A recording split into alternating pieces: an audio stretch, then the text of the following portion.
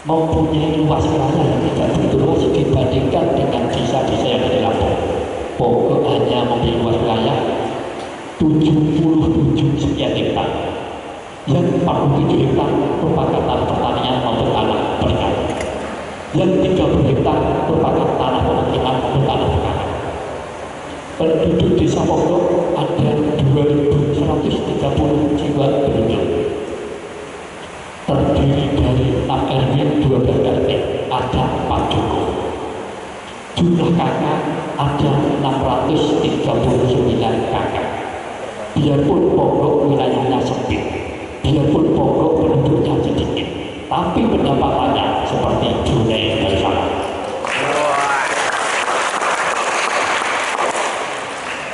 Yang mana desa Pokok diawali dari desa yang miskin. Salah satu kasus tanah-tanah pekarangan yang ada di pinggir kali pinggir sungai Pokok juga tidak berdaya, hanya bisa ditanami pohon pisang yang dijual 10.000 sampai 100.000 per meter persegi. Tidak laku, tidak ada orang yang mau membeli tanah sawah pekarangan yang ada di desa Pokok. Tapi saat ini setelah kita kelola, kita alih fungsikan, kita hidup untuk dibuat sebuah perkolam untuk budidaya ikan nila. Hasilnya sangat-sangat melimpah. Sekarang yang namanya pekarangan yang ada di pinggir kali Sungai Pokok banyak dilirik, bahkan para investor, orang berduit yang ingin membeli tanah yang ada di pinggir kali Sungai Pokok dengan menawar per 1 meter persegi 1 juta sampai 2 juta rupiah. Masyarakat kami tidak diperkenankan, lebih baik untuk budidaya ikan nila. Sekarang pendapatan desa Pokok setelah bisa mengenali potensi-potensi yang ada di sekitar desa, pendapatan APBD yang awalnya hanya 14 juta setahun, tapi saat ini mulai dari tahun 2015, 16, 17, 18, 19 APBD kami sudah tembus 5,3 miliar. Ini yang perlu kita garis jauh-jauh dari pintu Lampung datang ke Pokok. Mari kita kupas tuntas bersama. Kenapa bisa? Mari kita pikir bareng. Oke.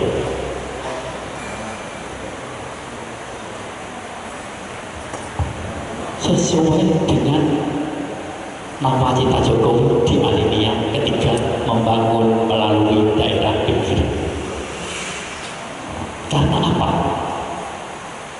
Seorang kepala desa ini bagi kami juga sebagai presiden yang ada di desa.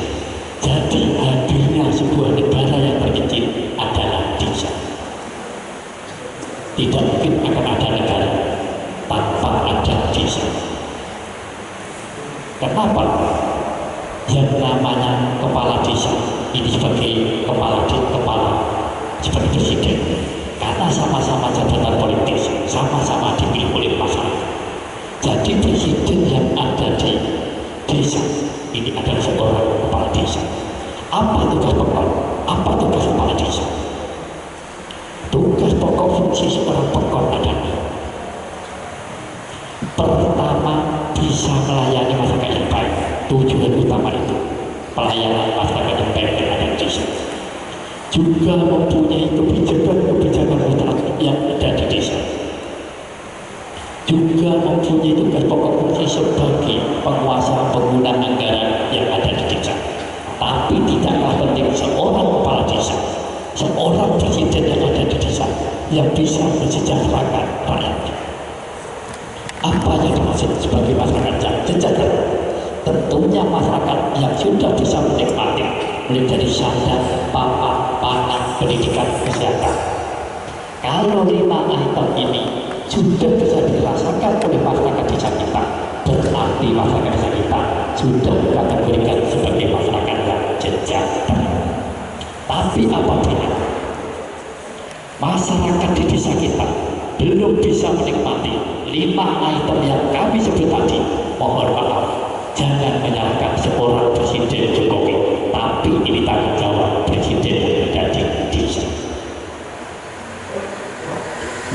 dibantu oleh aparatur desa, lembaga desa, dan stakeholder yang ada di desa. Maka sesuai dengan nawacita Jokowi di alinea 3, membangun melalui daerah pinggiran. Yang dimaksud Jokowi daerah pinggiran adalah desa. Maka Pak Jokowi membangun melalui daerah pinggiran karena masyarakat di Indonesia hampir mayoritas hidupnya ada di desa, yang sebagian hidupnya ada di kota. Maka pembangunan perekonomian diawali dari desa untuk membangun Indonesia.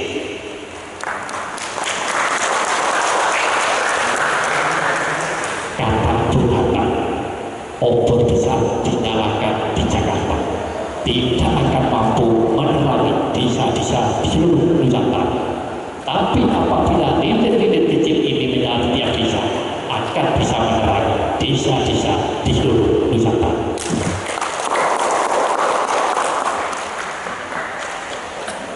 Oke, yang mana? Seorang calon presiden yang ada di desa, calon bapak, pasti bukan calon, tapi sebagai bapak, sebagai seorang kepala desa, syarat utama 3 bulan ke depan harus sudah mempunyai masukan perencanaan, yaitu RPJMDes, rencana pembangunan jangka menengah desa. Ini seorang pasca sarjana harus paham tentang itu, karena nanti ke depannya setelah pembelajaran ini harus berani menjadi pendamping di desa. Bagaimana supaya masyarakat kembali lagi untuk meningkatkan perekonomian supaya lebih sejahtera. Maka kami juga selaku ketua satu forum turis Indonesia, kelihatannya sekdes, tapi saya diberi SK dikukuhkan oleh Menteri Desa PDT di Universitas Negeri Padang, Sumatera Barat. Saya dipercaya sebagai ketua satu forum turis Indonesia. Maka kami bekerjasama dengan ABCGFF. A itu akademisi, mulai dari Aceh sampai Papua. Kami kerjasama, kami MOU supaya mahasiswa ini nanti untuk mendampingi desa-desa yang ada di sekitar kita. Bila perlu di seluruh Indonesia, akademisi siap harus berani mendamping guna kesejahteraan masyarakat.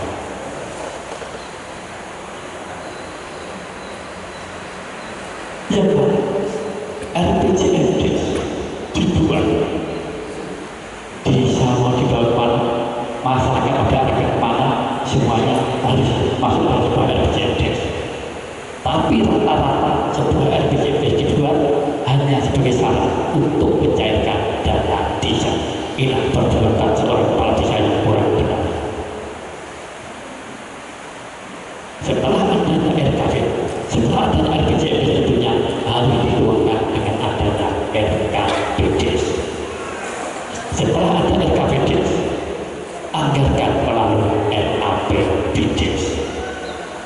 Dan selanjutnya di APBDes, kuatkan dengan regulasi hukum, yaitu peraturan desa, peraturan kepala desa. Lah jalannya pelaksanaan kegiatan yang ada di desa.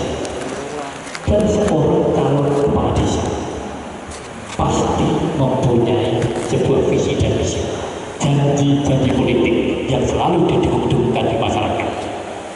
Tapi apa yang terjadi setelah seorang pemimpin itu terpilih, dilantik, dia akan sebuah janji yang namanya visi dan misi, janji-janji politik hanya dilupakan, dimasukkan dalam laci. Ya Pak ya, sesuai pengalaman Anda. Ya. Sebuah visi dan misi bukan hanya dilakukan oleh calon kepala desa, tapi calon anggota legislatif, calon bupati, calon gubernur, calon presiden sekalian pasti mempunyai sebuah visi dan misi. Di kami pun juga mempunyai sebuah visi dan misi, yaitu terwujudnya desa wisata pokok yang mandiri, mampu mengelola potensi desa dan pembangunan berkelanjutan untuk mewujudkan masyarakat yang sejahtera, berkualitas, berbudaya, adil, demokrasi dan peduli terhadap lingkungan.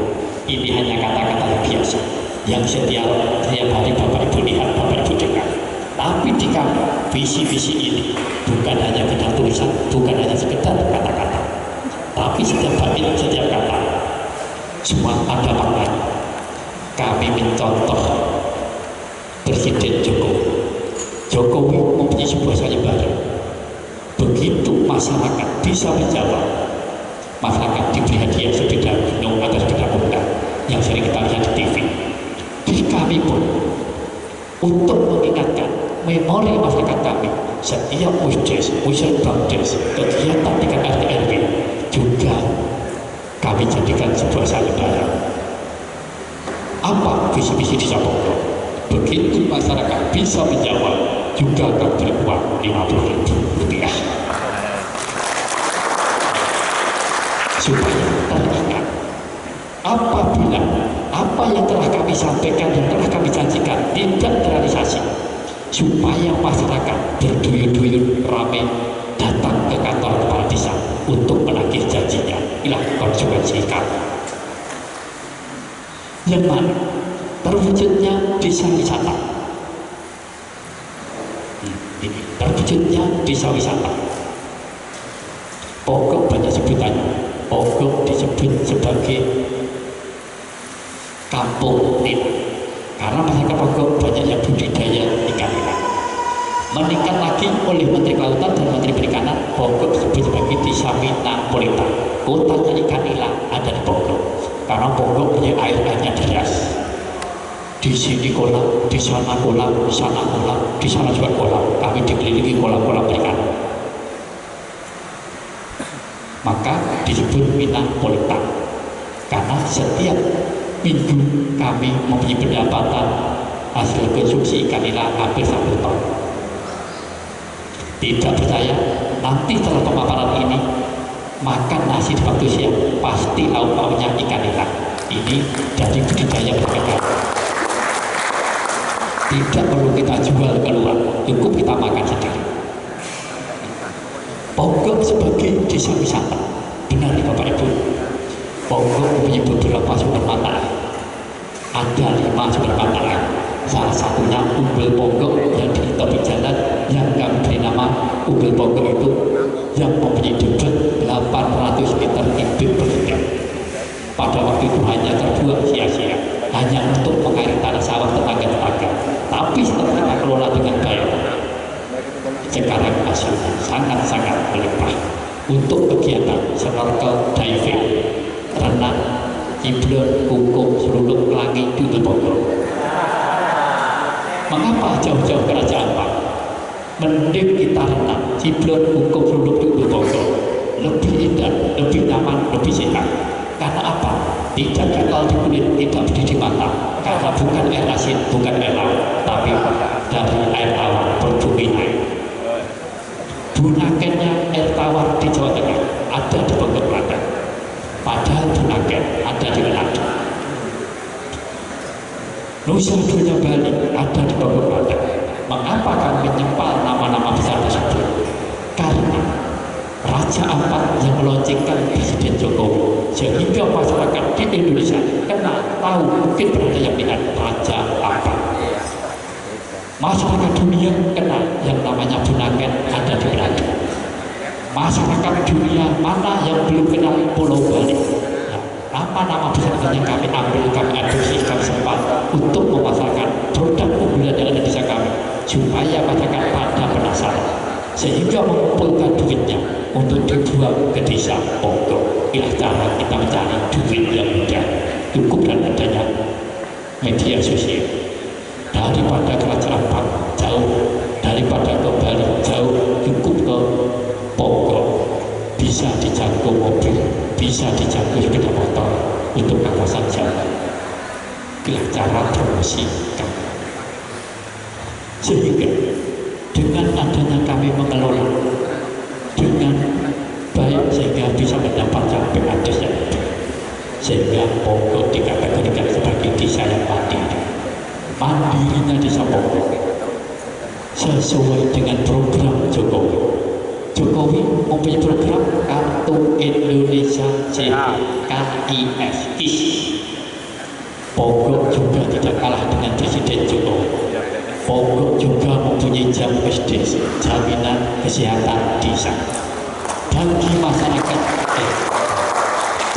masyarakat Ponggok yang baru lahir tepat sampai usia tua, bahkan mau meninggal dunia sekalian, semua premi BPJS warga dibayar oleh desa. Satu-satunya desa di seluruh Indonesia yang sudah mampu membayar semua premi BPJS warganya, kecuali PNS, TNI Polri, dan pegawai swasta. Yang mandiri semua dibayar oleh desa. Ponggok sebagai desa yang mandiri sesuai dengan program Jokowi. Jokowi mempunyai program Kartu Indonesia Pintar (KIP). Ponggok juga mempunyai kartu pintar, kartu cerdas, yaitu satu rumah satu sarjana.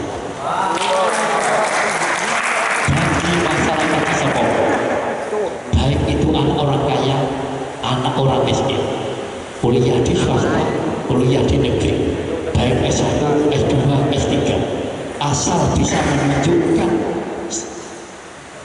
kartu mahasiswa, asal bisa menunjukkan memperlihatkan surat keterangan dari kampus, semua biaya kuliah dibiayai dari desa.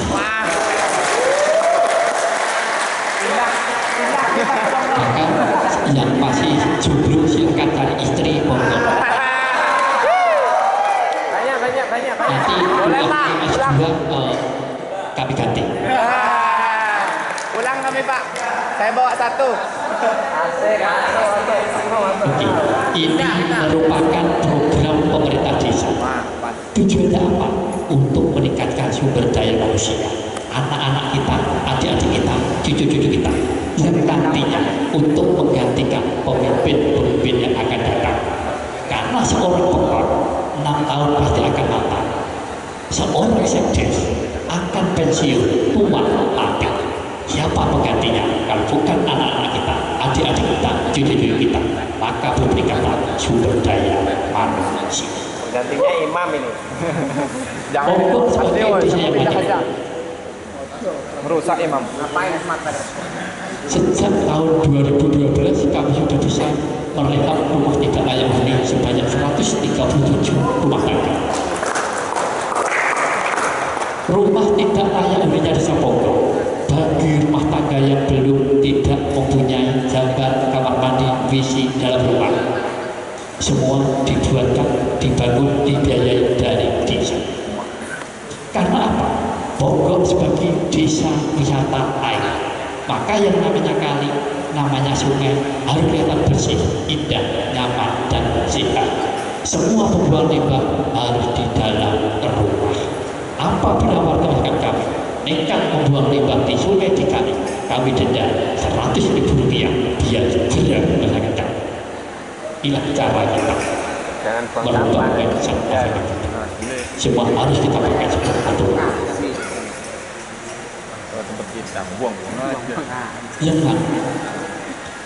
Yang perlu dicontoh, di ATM kan, amati, tiru, modifikasi. Masyarakat Ponggok, desa Ponggok ini hampir 96% tidak ada yang nganggur, semuanya sudah pada bekerja. Karena kami juga bekerjasama dengan PT TIV, Tirta Investama, yang bergerak di AMDK, air minum dalam kemasan yang berlabel Aqua. Jadi air Aqua yang dijual di seluruh Indonesia ini bahan baku yang diambilkan dari sumber mata air Ponggok. Kami yakin ribuan air galon di Lampung, di Metro dikonsumsi untuk dimasak dan untuk diminum. Tapi ribuan galon air Aqua di desa Ponggok hanya untuk mandi. Tidak percaya? Setelah paparan ini kami akan mandi di air Aqua. Mandi di air Aqua. Maka dengan adanya kita kerjasama dengan PT Aqua ini, ada 150 warga masyarakat Ponggok yang bekerja sebagai karyawan. Ada 80 masyarakat yang menjadi tenaga usaha. Dan juga yang lebih unik dan perlu dicontoh. Ada 82 masyarakat desa Pondok yang baru lulus SMA maupun lulus kuliah. Semuanya kami rekrut menjadi karyawan BUMD Tirta Mandiri di Pondok dengan gaji di atas UMR Kabupaten Klaten. Wow. UMR Kabupaten Klaten sebesar Rp1.928.500. Sementara kami bisa menggaji 82 karyawan BUMD kami 2,5 sampai 6 juta setiap bulan. Bakal kaya kita pindah ke Bonggok.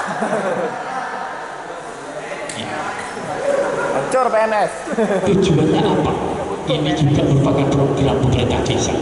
Jangan sampai ada urbanisasi perpindahan dari desa ke kota. Kami melarang masyarakat desa Pondok berduyun-duyun rame-rame mengadu nasib bedol desa mencari nafkah sampai ke Metro Lampung. Kami larang. Cukup kerja di desanya sendiri tanpa meninggalkan orang tua, tanpa meninggalkan keluarga, tanpa meninggalkan sanak saudara, tanpa uang kontrak rumah, tanpa transportasi, cukup kerja di desanya sendiri. Gaji sebanyak itu di desa Pondok sudah cukup. Oke, ini bagian dari sebuah program-program yang sudah kami lakukan. Sekarang kita masuk ke misi.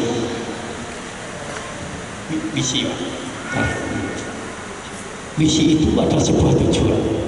Misi adalah sebuah bekal.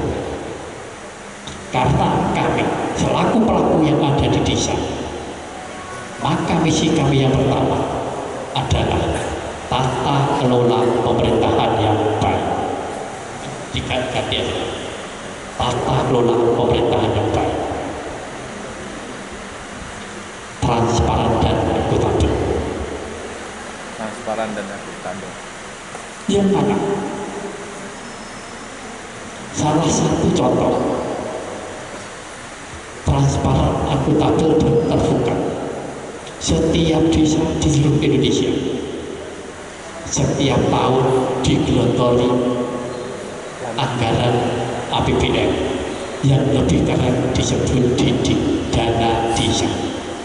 Dana desa digelontorkan ke rekening desa bukan semata-mata untuk kepentingan seorang kepala desa, tapi dana desa digelontorkan ke rekening desa ranahnya untuk kepentingan masyarakat yang ada di desa.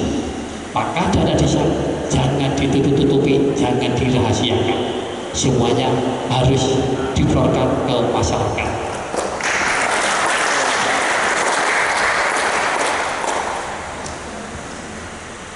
Seorang kepala desa hanya sebagai evaluasi, hanya sebagai penanggung jawab. Maka dana desa ini harus dikerjakan oleh masyarakat, salah satunya oleh PPK, PK pengadaan barang dan jasa. Dan seorang TPK harus bisa membuat tata acara, harus bisa meng-LPJ mulai dari foto 0%, 50%, 100%, dan setiap kegiatan harus diberi prasasti bahwa pembangunan ini dianggarkan dari mana, kita tulis di tempat itu. Volumenya berapa, kita tulis di tempat itu. Menghabiskan anggaran berapa, kita tulis, supaya masyarakat bisa tahu, bisa membaca. Kalau semua sudah dikerjakan dengan baik, dengan benar, seorang kepala desa, seorang pegawai tidak akan didatangi oleh TP4D. Kepala desa tidak akan didatangi oleh kejaksaan, polisi, BPK, LSM. Kepala desa tinggal duduk manis sambil tiduran merokok, hidup nyaman, damai, sejahtera. Inilah yang mulia. Jangan sampai seorang kepala desa berbenturan dengan hukum hanya gara-gara uang sepele dana desa. Jangan sampai terjadi. Makanya mahasiswa ini nanti yang akan mengingatkan kepala desa yang ada di desa. Tugas Anda sebagai akademisi. Yang mana